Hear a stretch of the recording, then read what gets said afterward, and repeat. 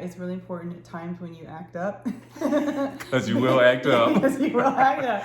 So like say they trigger something that happened in the past and you react to it. What's up, everybody? I'm King. I'm Angela. And we have a great question from our community, from one of our subscribers, and she had a question. How do you trust someone after heartbreak? Amazing question. Anyone that's been through heartbreak, as we have, knows that the next time you go, there could be a little bit of guardedness, a little bit of holding back that's projected onto the next person that comes along. And we all say, I will never let this happen to me again. How were you able to trust after heartbreak? Like, what was it that when I came along, you didn't have suspicions that I was gonna be not trustworthy? How you showed up.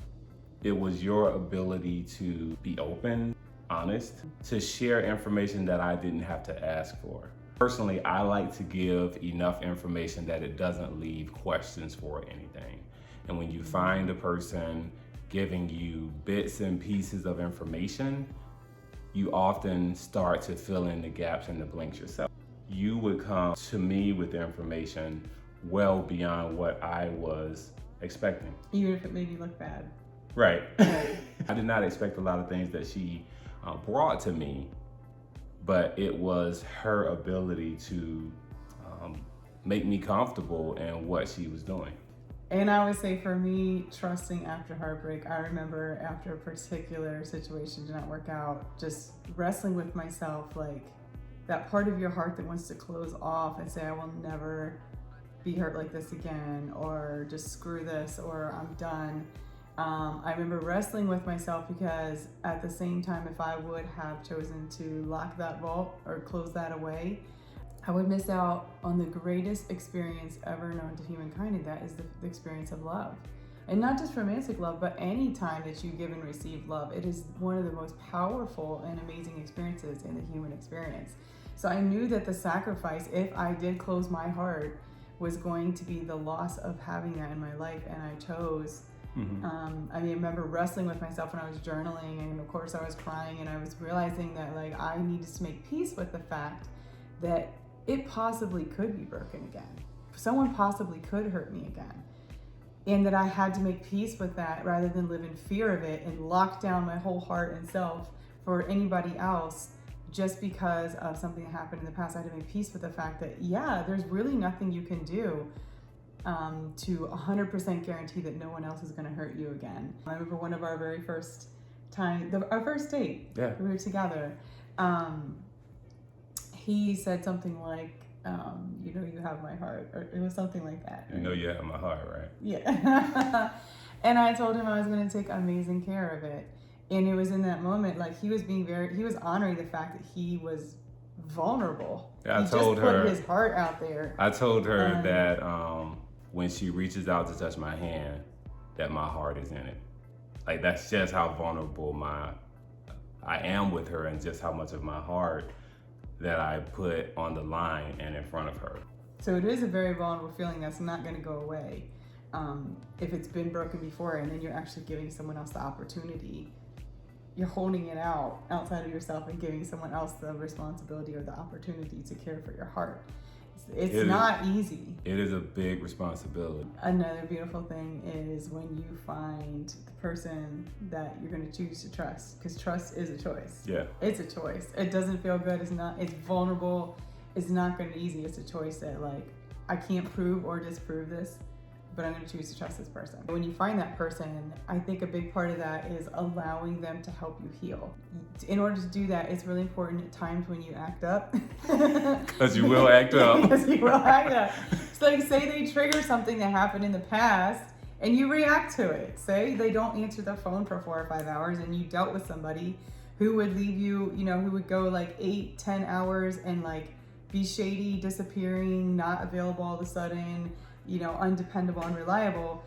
And so now it's 3-4 hours and you haven't heard from someone, you're probably going to be reactive. You're probably going to be over the top hard, or the way you respond to them. Accusatory. Getting all upset and scenarios playing on in your head. But they don't deserve that. They could have been like really tied up and it's just genuinely been like not available, but you're projecting the past. So it's really important if you want to heal to just be honest with your partner, like, hey, I'm sorry, I get so nervous sometimes, I don't hear from you. It's my issue, it's something from the past. And that person can choose to step in and be like, help you, like, well, I'm sorry that made you nervous. I can try to be more responsive or try to reassure you. Healing is both people's job when you're in an intimate relationship.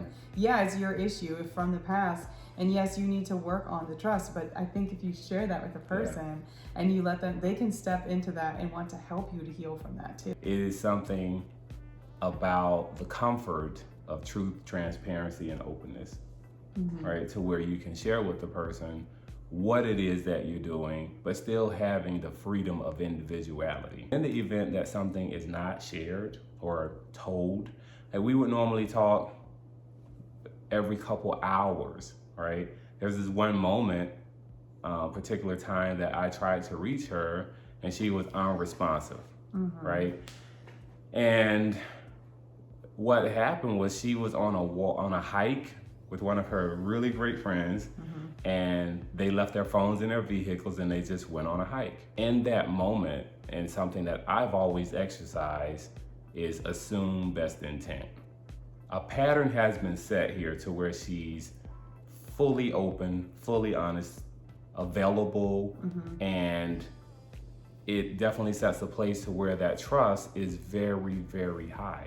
So I can definitely assume best intent in knowing that it's got to be a really great reason that she's not answering my call right now. When you're with somebody and you know that they have been hurt before, their trust has been broken before, you need to have patience too. Like, be understanding. Like, if they are overreacting, to work with them. Like, okay, we all need grace. We all have issues. Like, we all have things we're dealing with, and that person needs grace. And I think the more honest you are about, hey, this is my issue, sorry I overreacted, and the other person can be patient with it, like, it's okay, I get it.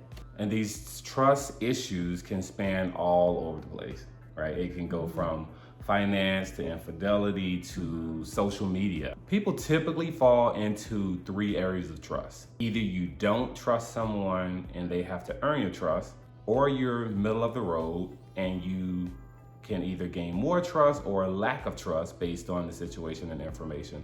Or you can trust a person fully until they give you a reason not to trust.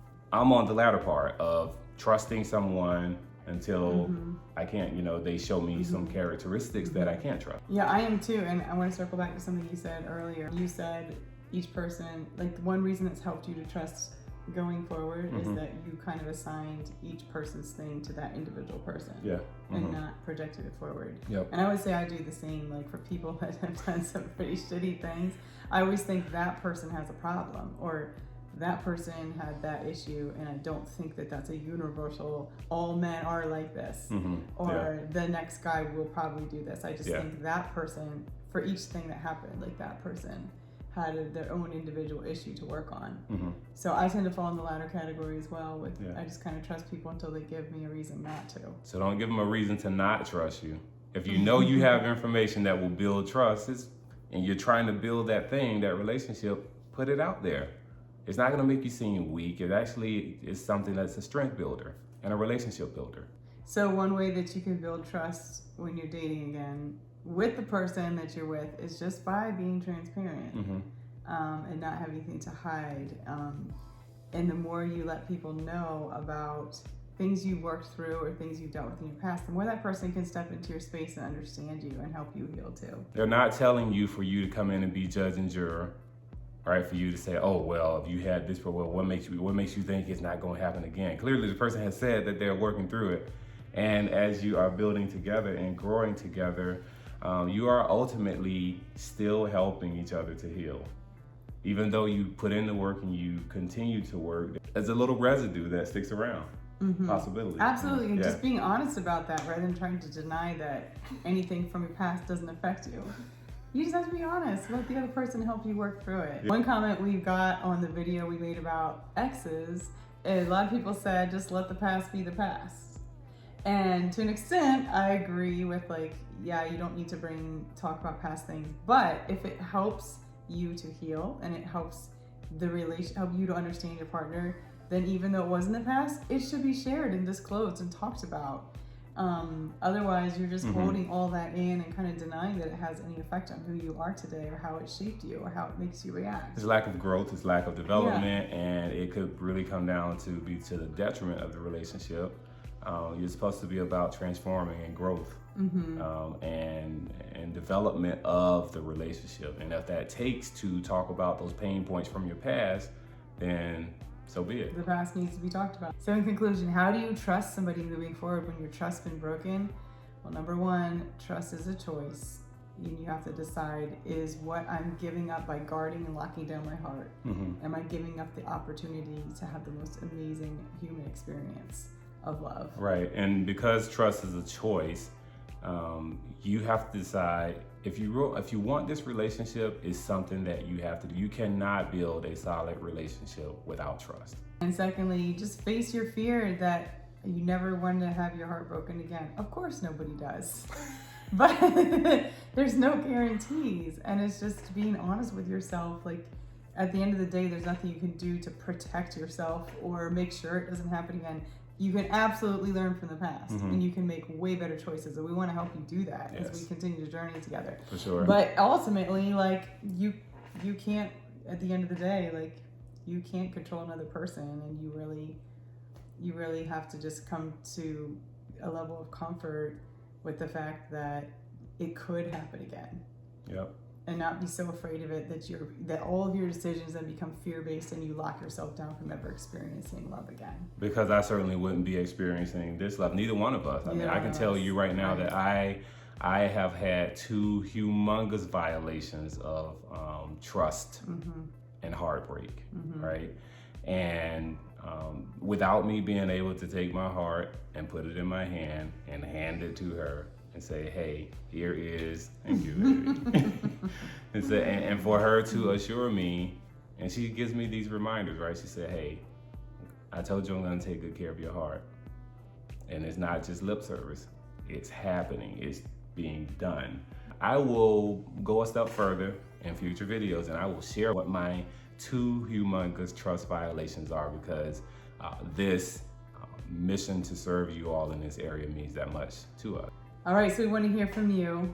What have you done to get over a past heartbreak and trust again? Or are you in the process of trusting again? Or are you afraid to? Where are you at? Let us know. We want to hear from you. I'm sure that there are some of you that know others that have trust issues. We're not judging. We're here to serve. We're here to support. Be sure to share this video with those people. Be sure to comment here. Be sure to subscribe here, because we want healthy, beautiful, bountiful, blessed relationships. So this is to your love, to your healing, and to your hope. We'll see you next time. Yes, we will.